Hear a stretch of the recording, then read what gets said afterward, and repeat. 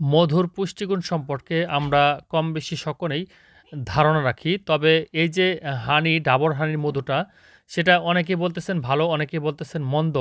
তবে আসলে আমাদের বাংলাদেশের মার্কেটে সেভাবে ভালো মধু পাওয়াটা একটা দুষ্কর বিষয়। যাকে আপনি ট্রাস্ট করতেছেন সেটা আসলে কতটুকু ট্রাস্টেড সেটা মানে ব্যবহার করলেই বোঝা যায়। তবে অরিজিনাল মধুটা কেউ যদি প্রতিদিন সকালবেলা ১ চামচ করে খেতে পারেন, আপনার কিন্তু নানান ধরনের রোগ থেকে আপনি মুক্তি লাভ করতে পারেন। বিশেষ করে এই সময় ঠান্ডা, কাশি, সর্দি, হাঁচি, হাঁপানি, শ্বাসকষ্ট এবং শরীরের যে জঞ্জাল বা খারাপ যে কোলেস্টেরল সেটা দূর করার ক্ষেত্রে এবং আপনার পেট পরিষ্কারের ক্ষেত্রে, পায়খানা ক্লিয়ারের ক্ষেত্রে এবং এই অতিরিক্ত পরিমাণে শীত ঠান্ডা লাগা থেকে এবং যাদের দেখা যায় যারা বিবাহিত তাদের যৌন জীবনের সুখের জন্য এই ধরনের ১ চামচ মধুই কিন্তু যথেষ্ট।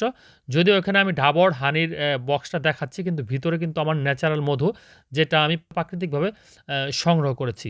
তো পারলে যদি চোখের সামনে দেখে নিতে পারেন সেটা সবচাইতে বেটার। নতুবা একটা ট্রাস্টেড জায়গা থেকে মধু সংগ্রহ করার চেষ্টা করবেন। ধন্যবাদ।